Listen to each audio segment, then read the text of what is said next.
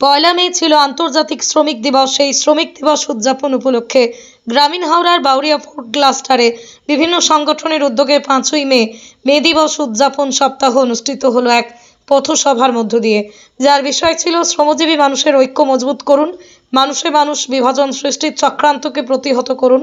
এই পথসভায় উপস্থিত ছিলেন পিডিআর-এর পক্ষ থেকে সোমনাথ মুখার্জি, মুজিবুর রহমান, আজাদ গণমোর্চার পক্ষে শঙ্কর বিশ্বাস, ইন্দ্রনাথ, জুটমিল মজদুর মোর্চার পক্ষে পার্থ সরকার, সুদীপ, জনস্বাস্থ্য সুরক্ষা আধিকারিক মঞ্চের পক্ষে অভিক নাগ, চিত্ত মিশ্র, শ্রমজীবী ও গণ আন্দোলনের কর্মী প্রদীপ রায় প্রমুখ অন্যান্য বিভিন্ন গণসংগঠনের কর্মীগণ।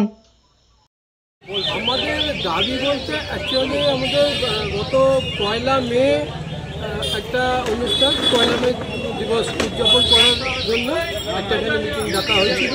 সেদিনকে আমাদের স্থগিত রাখতে হয়েছিল অন্য মিটিং থাকার জন্য।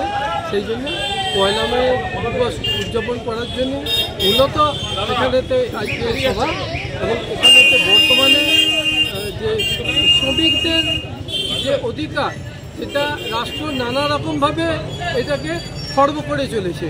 সেই খর্বিত অধিকারকে আবার পুনঃপ্রতিষ্ঠিত করার জন্যে আমাদের বিভিন্ন রকম দাবি এবং শ্রমিকদের সচেতন করার জন্যে আমাদের সামনে চেষ্টা করতে হবে, এবং যাতে শ্রমিকদের মধ্যে একটা ঐক্য গড়ে রাখা যায়, সেই ঐক্যটা গড়ার জন্য আমরা শ্রমিকদের সচেতন করার জন্যই এই সভাটাকে ডেকেছি।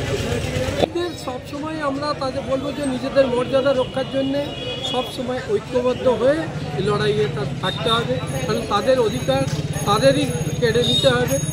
এইটাই হচ্ছে আমাদের শ্রমিকদের কাছে বার্তা।